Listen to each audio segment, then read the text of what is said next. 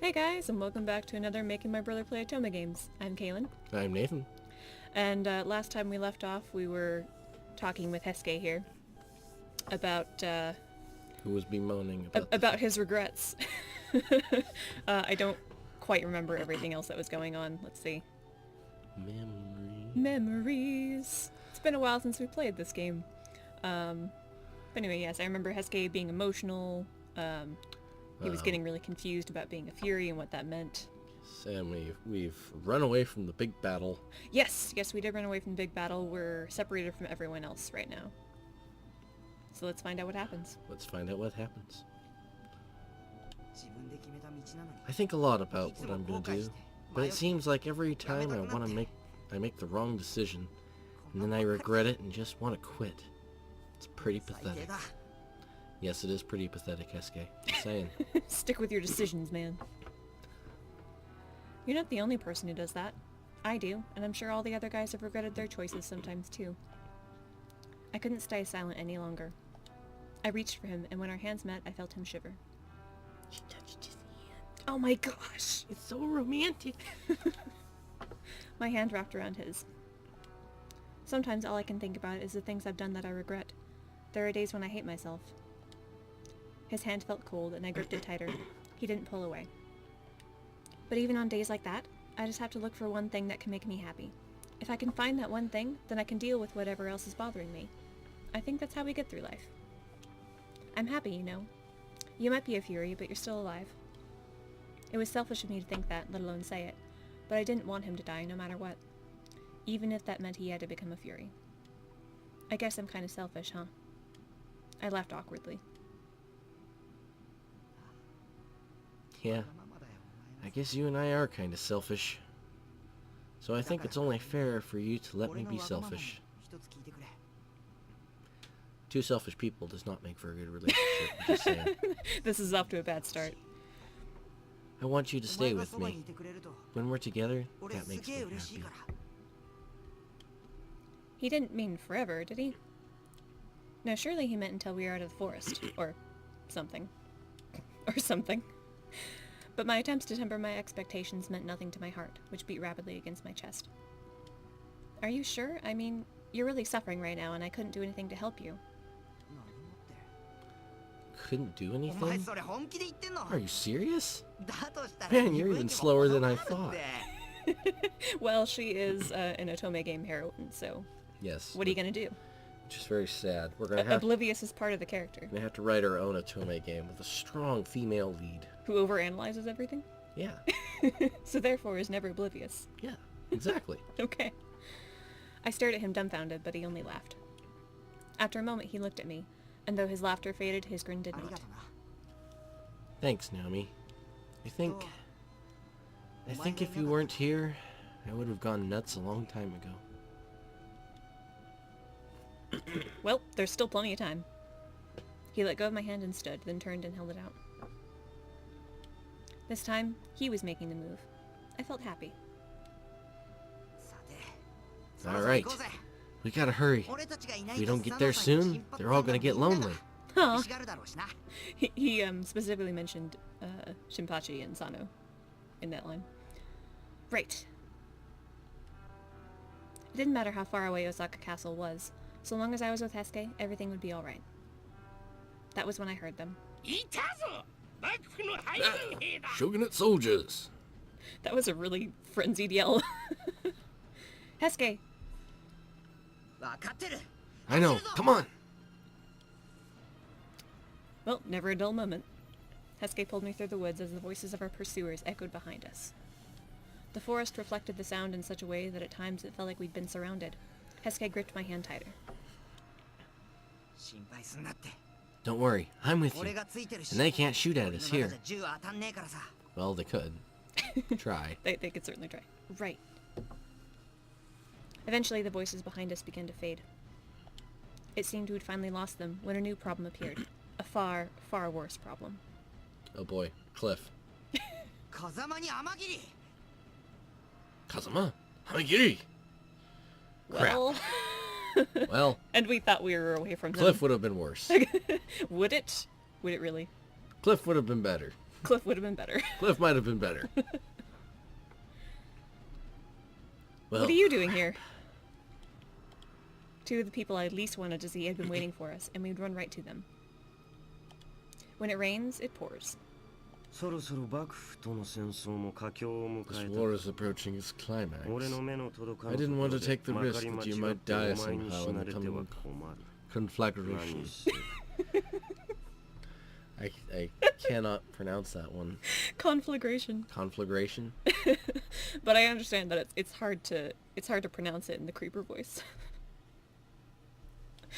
Anyways, carrying on with this horribleness.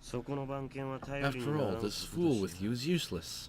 He doubtlessly abandoned you the moment he's faced with any real difficulty. Well, he probably wouldn't abandon me. Possibility of him getting killed, rather high. Pretty high, but I mean... Abandon? Doubt it. Shut your hole, pal. I'd never abandon her to save my own ass. No way in hell. Hell with a capital H, mind you. Yes. It's a place. He stepped up between Kazuma and myself and reached for his sword.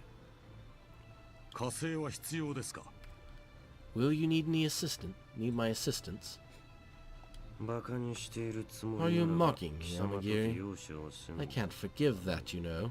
Not even from you. Do you really think I could ever lose to this runt? My apologies. Heisuke leapt forward, not giving the demon time to finish. He moved so fast I could barely even see him, but Kazuma seemed to have no such difficulty. Damn it! Their swords met with a metallic clang, and for a few seconds they fenced back and forth. Then, without a word, Kazuma simply grabbed Heisuke by the face. You are too slow, too weak, too pathetic to be her protector. You have already lost. He slammed Heisuke's head into the forest floor. 1, 2, 3. Now be gone. I will take her. He sneered at Heisuke, ground his face into the dirt, and finally threw him back to slam his body against a nearby tree. Yeah. That line is written a little weird. Anyway. Heisuke? Heisuke! He's gone. You, Naomi Yukimura, will be coming with me. No, I won't. I'll never do that. His voice showed no more remorse for what he'd done to Heisuke than a normal human might have for killing a fly. I glared at him as furiously as I could.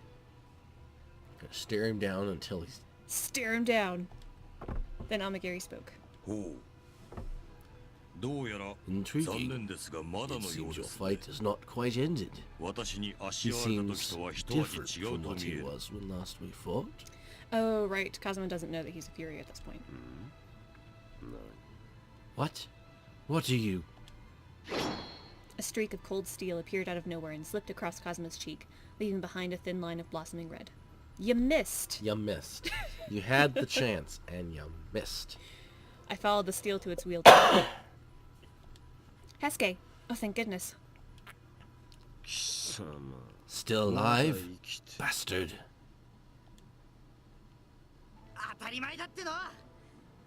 Yeah, of course. You really think that was enough to kill me? Please. He snarled at Kazuma, then turned to me. I spent my whole life making crappy decisions and then regretting them, but even if it means I gotta become a Fury to do it, I want to protect you. I've never even been so sure of anything before. The bruises Kazuma had given his face were already beginning to color. But he still looked heroic. Heisuke. You've gained a few abilities that were never meant for you, and it's gone to your head. Very well. I will cut that head off and tear out your heart, you fake. Let's see you try. Kazuma lifted his sword again, fully prepared for battle this time. Heisuke, on the other hand, only stayed upright by leaning heavily on his sword. Before they could attack one another, a strong gust of wind swept across their battlefield. Fake, fake, fake. You know, I really think it's rather foolish to have anything to do with a man who says such things. Sen? Kimigiku? What were they doing here?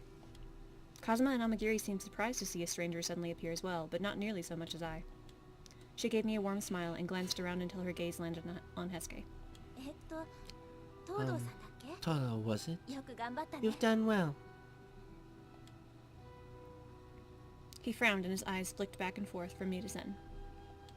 Of course, I realized he'd never actually met her before. Who the hell are you? Perhaps more importantly, are you here to get in my way? Oh, you don't know who I am? I suppose I'm not terribly famous yet? Though your companion seems to recognize me. She was right. Amagiri did seem to know her. That's a look he's never made before. He's never been so shocked before. Are you one of the demons of Kyoto? Indeed she is. My lady is from the demon clan Kyoto. Her family rarely interacts with the eastern or western clans, but she is a direct descendant of the legendary Suzuka Gozen. Yep, good. The rumored princess of Yase. To think I might meet you here. Nonetheless, what does the descendant of Suzuka Gozen want with me? The encyclopedia has been updated. Thank you. Suzuka Gozen? I couldn't make much of what they were saying, but from what I could tell, Sen was of a similar or possibly higher station than Kazuma. But it was what she said next that truly surprised me.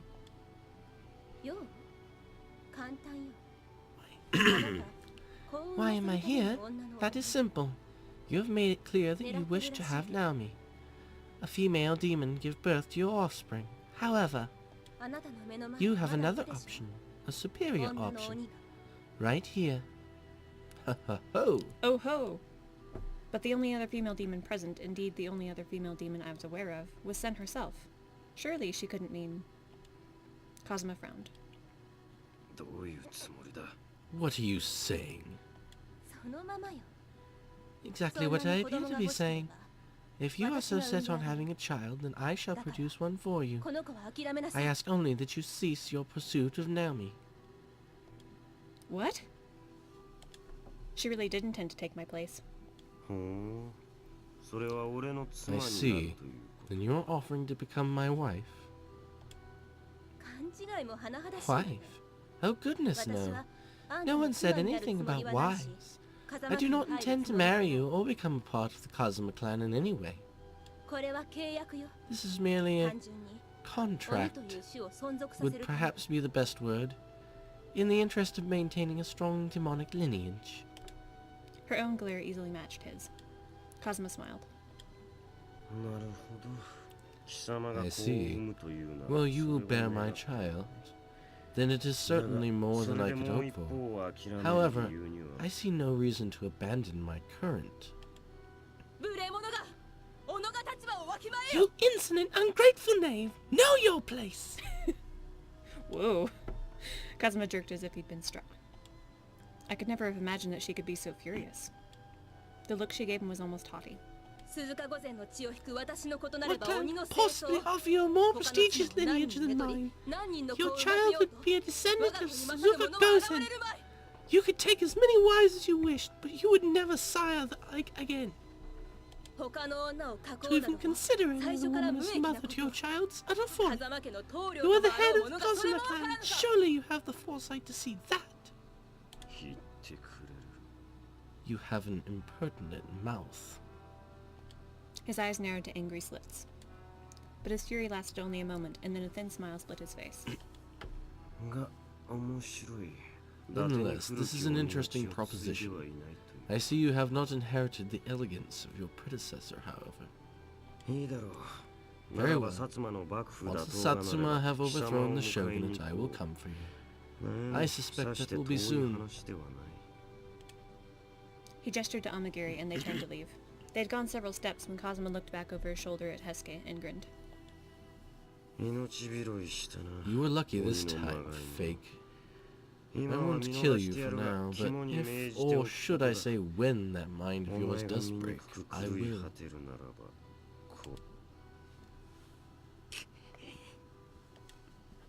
Their footsteps faded and then disappeared altogether. They were gone. I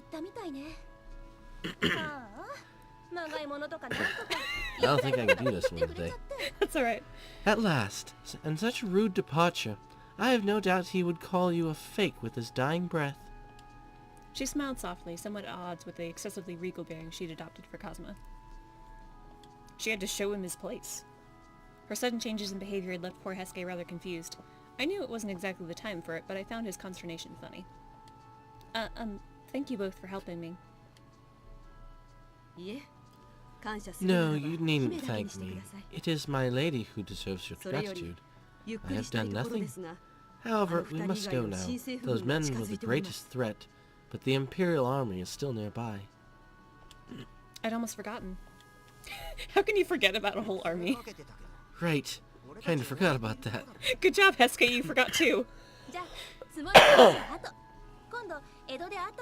Perhaps we can catch up when next we visit Edo. In any event, where will the pair of you go now? We're heading to Osaka Castle. The rest of the Shinsengumi should be gathering there. Ah, Osaka Castle. Well, that seems like an excellent plan, if I do say so myself. Wouldn't you agree, Kimikiku? Yes, I hear that Yodo Castle has already betrayed the Shogun. But if you can make it past Yodo, then you should have no trouble reaching Osaka. This encyclopedia has been updated. Oh, well, thank you again. Is there anything I can do for you? Another time, perhaps. Let us depart, Kimigiku. And with that, they disappeared into the woods. Without Sen and Kimigiku, I had no doubt that our encounter with Cosma at Amagiri would have ended very badly. Our own safety assured, for the moment at least, I fell into wondering how the rest of the Shinsengumi had fared. One look at Heisuke confirmed that his thoughts mirrored mine. We needed to get to Osaka Castle as quickly as possible. Bum-ba-dum! Upon reaching Osaka Castle, we discovered that the rest of the Shinsengumi had already found their way there. Our relief was to be short-lived, however. As the rebels' advantages became more apparent, formerly loyal domains began to betray us, and the Shogun's retreat to Edo gave us no choice but to follow him. In the short days before our departure, I looked for Inoue and Yamazaki, but couldn't find them. How many other men had we lost, I wondered.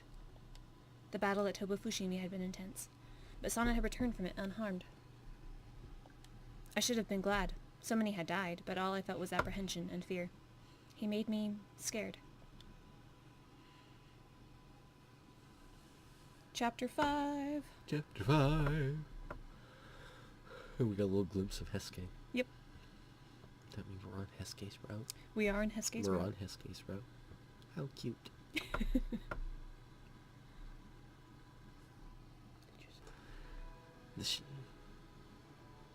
Oh, it's probably been about half an hour, hasn't it? Probably or about. Close to. We've probably spent about 30 minutes on this. I guess this is as good a place as any to stop, even if it's not a half an hour. Yep. Anyway. That was rather ungraceful, but it's probably time to end this episode for now. Alright. Bye, guys. Bye. We'll see you next time.